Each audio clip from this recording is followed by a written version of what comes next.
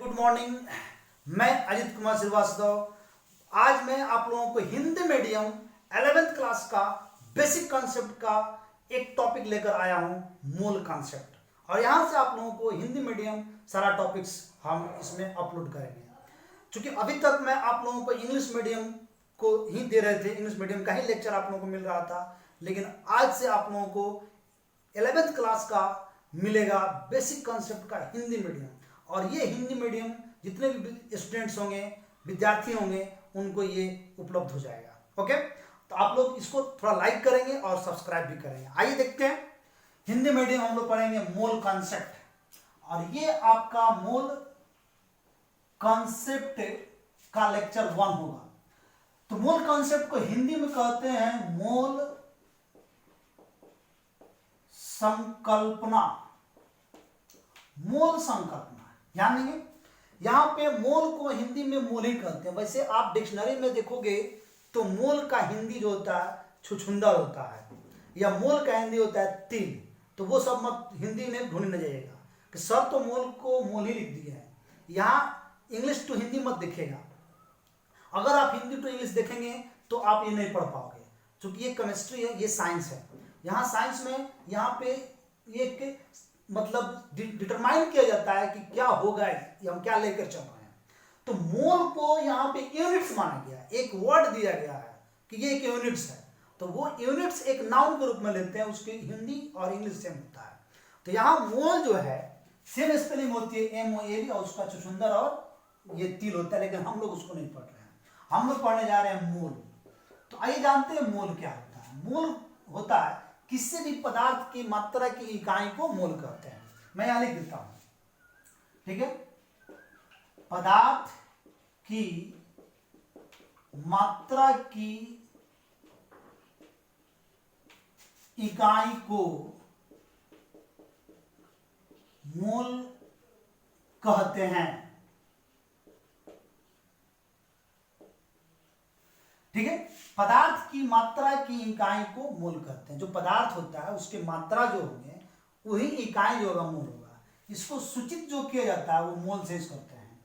सिर्फ क्या लिखते हैं, मूल, और इसको हम लोग इससे सूचित करते हैं। मैं लिख देता हूं, सूचित किया जाता है। किससे करते हैं? सिर्फ MOL से, ठीक है।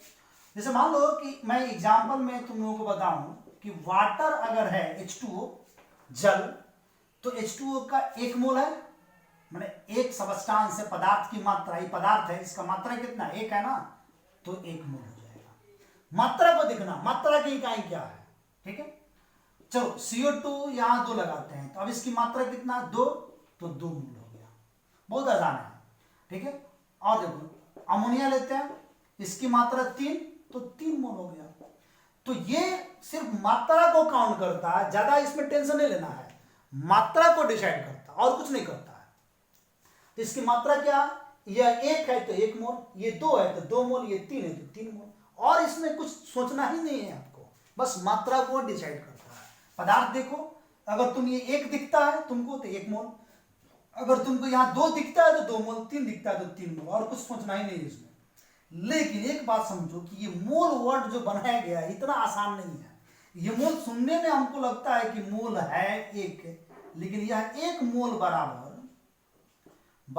6.022 10⁻23 होता है। मतलब कि 1 मोल, या हिंदी में लिखूं, 1 मोल बराबर इतनी बड़ी संख्या होती है। मतलब कि अगर आप 1 मोल को लेते हो तो 1 मोल कितना संख्या होगा, है ना, तो 1 मोल में इतनी संख्या होगी। जिसमें आपसे पूछा जाता है कि 1 किलोग्राम में कितना ग्राम, तो आप सीधे कहते हो सर 1000 ग्राम। उसी तरह से 1 मोल में कितनी संख्या है, तो 1 मोल में 6.022 10⁻23। शायद आप काउंट ही नहीं कर पाओगे, 6 पर 23 को 0 लगाना बहुत बड़ा डिजिट हो गया, काउंट नहीं कर पाओगे। तो 1 मोल कुछ भी लो, मान लो कि 1 मोल पेन लेना है ना, 1 मोल कलम लेते हैं अगर, तो 1 मोल कलम का अर्थ हुआ कि इतनी संख्या में कलम होनी चाहिए। ऐसे तो काउंट करने से मैंने कह दिया कि 1 मोल है वाटर।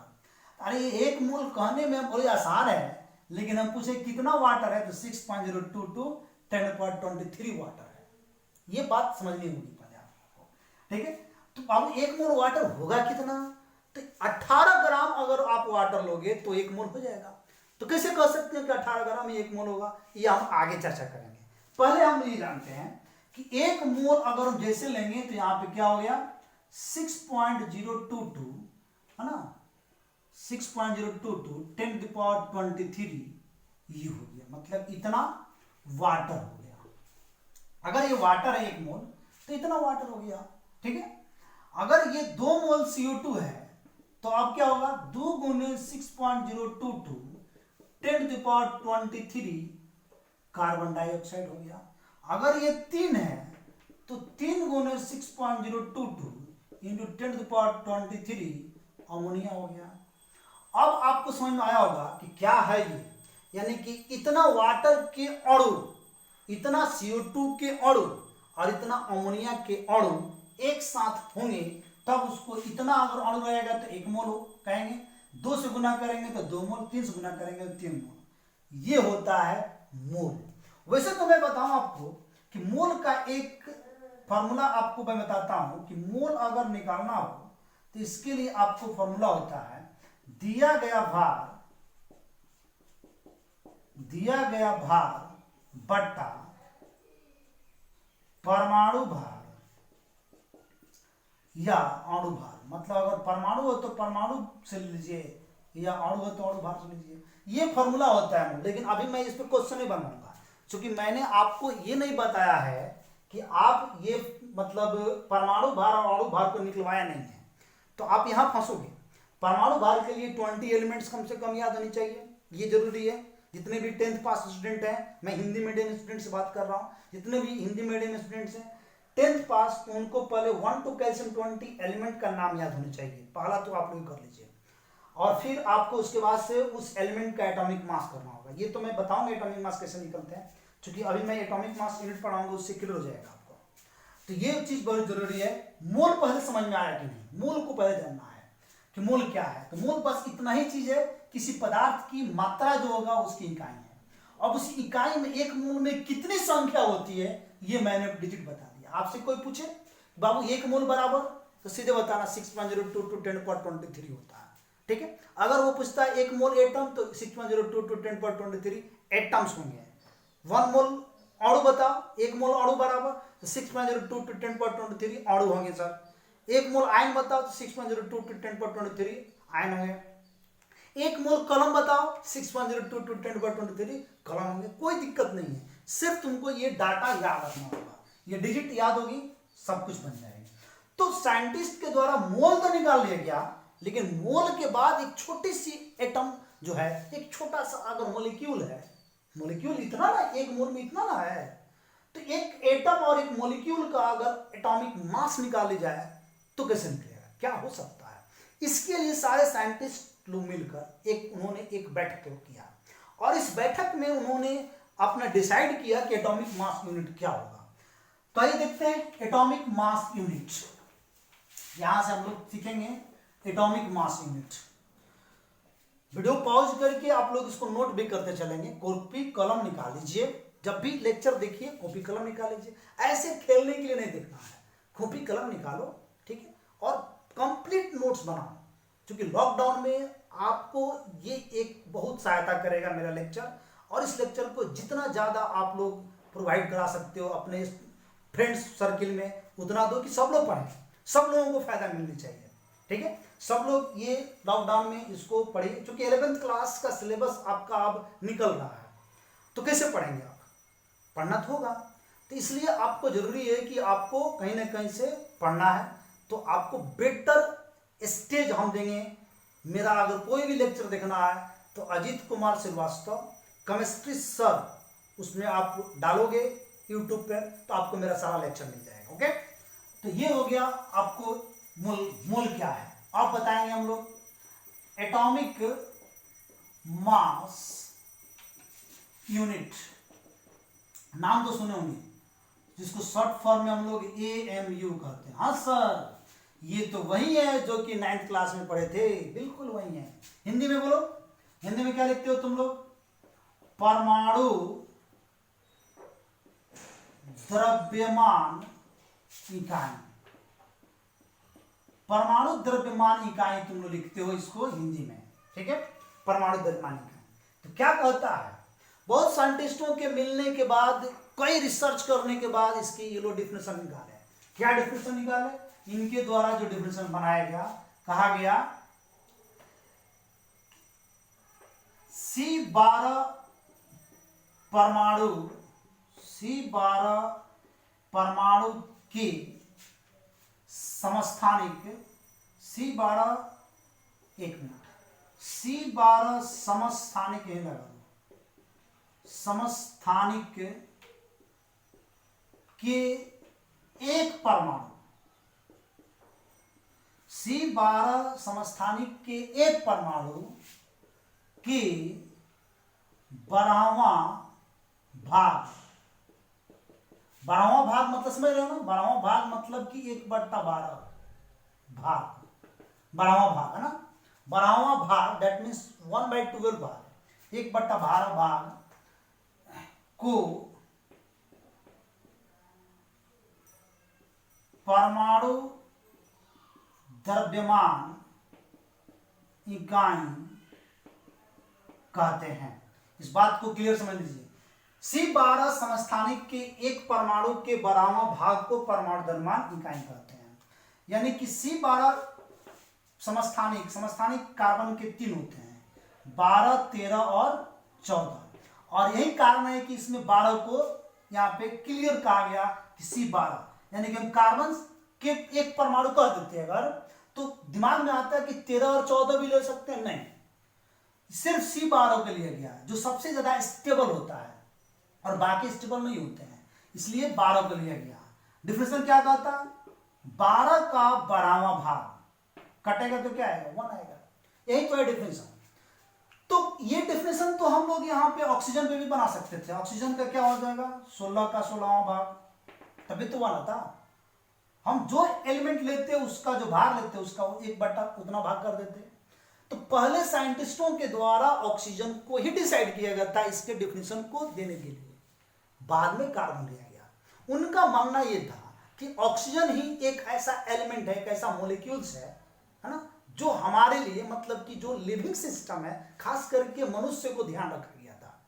तो ये जो मनुष्य है ये ऑक्सीजन सांस के रूप में लेते हैं, और ऑक्सीजन ही एनवायरमेंट में नहीं रहेगा तो हम कैसे जिंदा रहेंगे, यानी हम मर जाएंगे। यानी हमारे लाइफ में ऑक्सीजन की महत्व तो सबसे इंपॉर्टेंट है।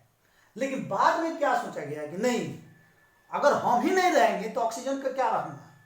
मान लो कि आप ही नहीं रहोगे तो आपका जो भी मतलब धन है वो क्या होगा।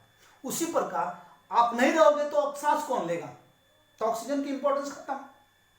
इसलिए कार्बन को लिया गया, क्योंकि हम तो टोटल कार्बन ही है ना, इसलिए कार्बन को डिफाइन किया गया। राइट, सारी बातें समझ में आ रही है। तो अब हम लोग यहां से एक बात जानेंगे कि इसको हम लोग सूचित कैसे करते हैं। तो इसको हम लोग सूचित करते हैं AMU से, जो मैंने बताया यहाँ पे एटॉमिक मास यूनिट से इसको सूचित किया जाता है। राइट, लेकिन यहाँ पे तो सबसे इंपॉर्टेंट बात ये है कि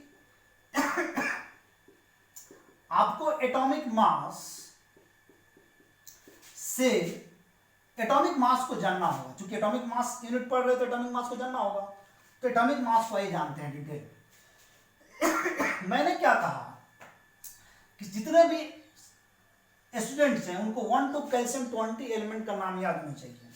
मतलब कि एटॉमिक नंबर आपको हिंदी में तो नहीं बताऊंगा, क्योंकि ये हिंदी में नहीं जानना, आपको इंग्लिश में ही जानना है। नाम को तो हिंदी में नहीं जानना है, बात समझ लीजिएगा। एटॉमिक नंबर, नेम, फिर आपको यहां पे उसकी संकेत मतलब कि सिंबल, और फिर उसका आ जाएगा एटॉमिक मास। ये हो गया आपका परमाणु द्रव्यमान, ये हो गया इसका नाम, ये हो गया इसका संकेत, और ये उसके हो गया परमाणु द्रव्यमान। तो मैं ये बता रहा था आपको कि आप किसी भी बुक से इसको नोट कर सकते हो। जैसे मैं यहाँ परमाणु द्रव्यमान 1, तो ये हो गया आपका हाइड्रोजन। यहाँ पे आपको हिंदी में नहीं नोट करना है, ये आपको इंग्लिश में नोट करना है। सिंबल H, फिर आ जाएगा यहाँ पे हीलियम सिंबल He, फिर आ जाएगा लिथियम सिंबल Li, फिर आ जाएगा आपका बेरिलियम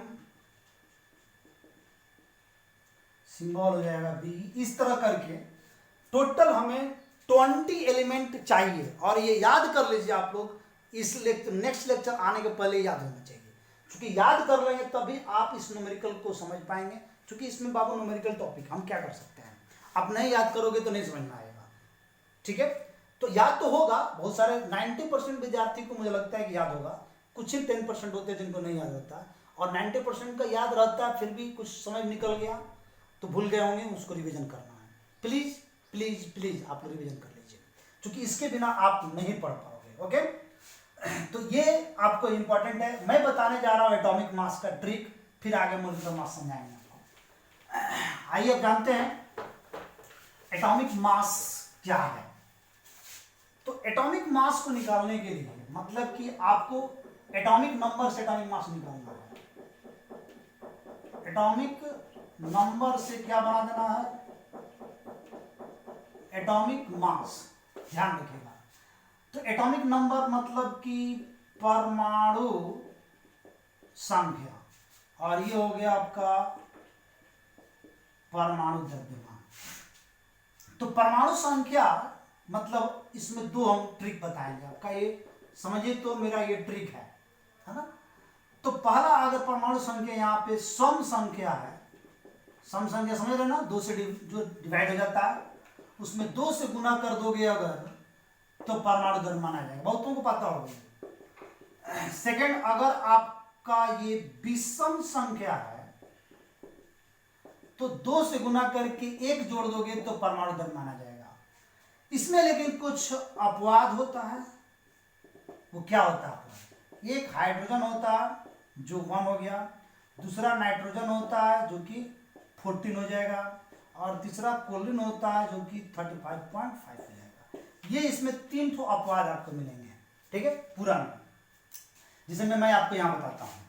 अब हाइड्रोजन का 1 है, हाइड्रोजन का 1 है, इसका मास भी 1 हो जाएगा, ठीक है। दूसरा हीलियम, इसका मास हो जाएगा 4, तीसरा लिथियम, इसका मास हो जाएगा 3 6 एक साथ 4 हो गया। बेरिलियम तो इसका हो जाएगा 8, 5 हो गया आपका बोरॉन, तो इसका हो जाएगा 10, 6 हो गया आपका कार्बन, तो इसका हो जाएगा 12, नाइट्रोजन अपवाद में है तो 14 में स्टार लगा देता हूं, ऑक्सीजन का 16, फ्लोरीन का 18 1 19, फिर यहाँ पे आ जाएगा फ्लोरीन के बाद से नियोन का हो जाएगा 20, सोडियम का हो जाएगा 23, 11 में 22 21, मैग्नीशियम का हो जाएगा 24, यहाँ पे आइए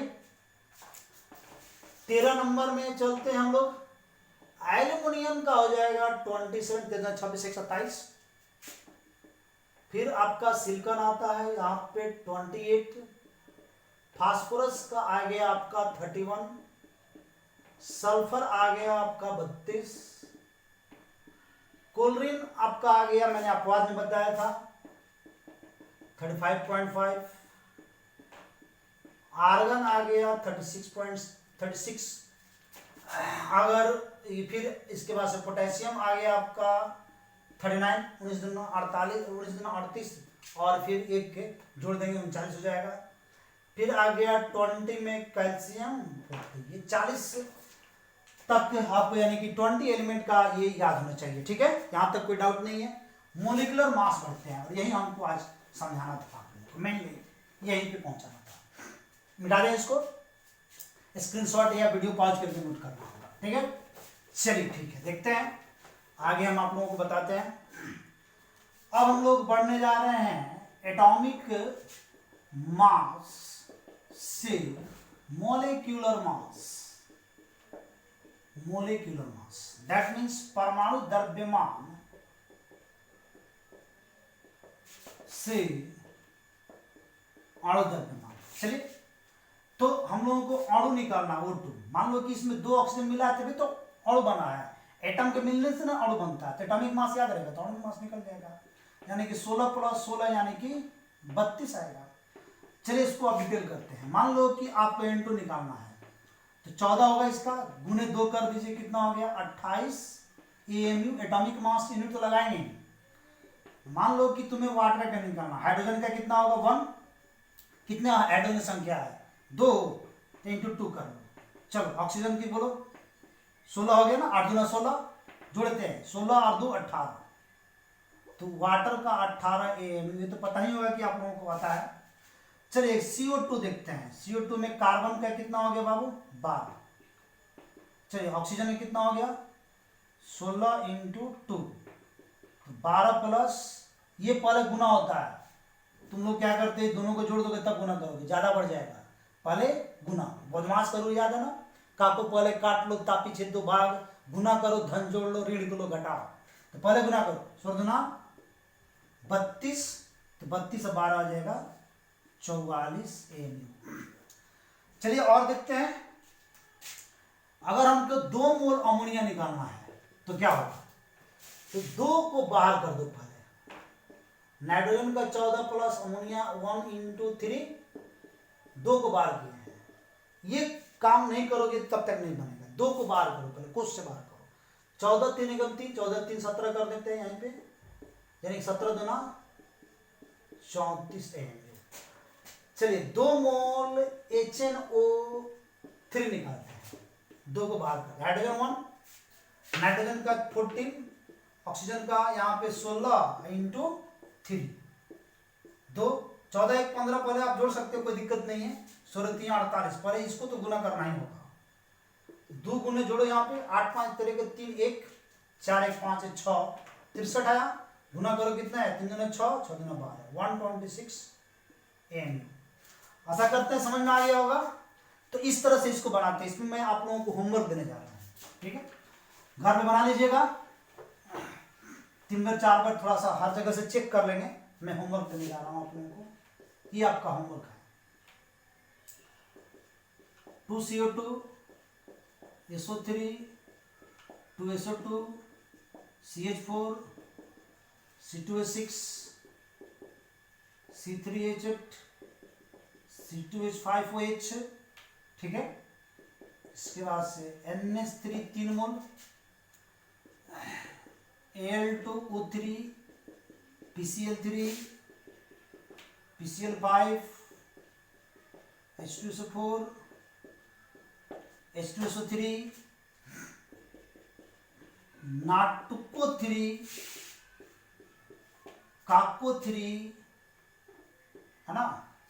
इसके बाद से आपको बता रहे हैं ये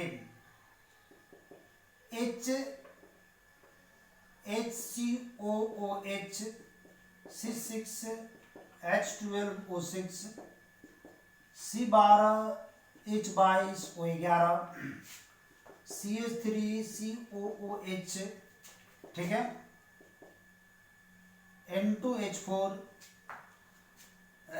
इसके बाद आपको बता दें HNO2 H3PO3 H3PO4, बहुत है, तो इतना आप लोग निकालो, और निकालने के बाद से अपने आप को पहले सेटिस्फाइड कर लो कि हमें एलिमेंट का नाम 12 कैल्शियम 20 आता है, उसका सिंबल आता है, उसका एटॉमिक मास आता है।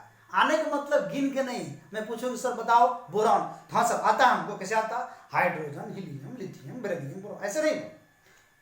पूछा जाए आपको बोरॉन तो B5 सिंबल और उसका एटॉमिक नंबर, पूछा जाए सोडियम तो Na11, है ना, chlorine Cl17, oxygen O8, sulphur S16, potassium K19, ऐसे आपको आना चाहिए कहीं से।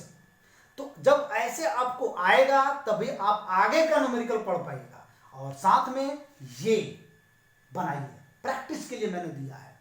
जब आप इतना कर लोगे तब आपको लगेगा कि हाँ अब हम आगे का पढ़ाई कर सकते हैं। तो नेक्स्ट लेक्चर हम कल डालेंगे, कल सैटरडे नहीं डालेंगे तो संडे डालेंगे। तो ये आपको मतलब करना पड़ेगा, अगर नहीं करोगे तो नहीं हो पाएगा, क्योंकि आप केवल लेक्चर देखते जाओगे और कुछ नहीं करोगे, कॉपी कलम नहीं निकालोगे, केवल लेक्चर देखोगे तो नहीं होगा। घर बैठो और उसको बनाओ। ओके, फिर मिलते हैं नेक्स्ट लेक्चर में। देखते रहिए आपको लेक्चर, और उसको लाइक कीजिए, सब्सक्राइब भी कीजिए कि हमको भी इंटरेस्ट आए, क्योंकि हम लोग मेहनत कर रहे हैं आपके पीछे। लॉकडाउन में आपको उपलब्ध करा रहे हैं आपके घर, इनमें मेरा लेक्चर आपको उपलब्ध हो रहा है। ओके, दैट्स ऑल, फिर बोलते हैं।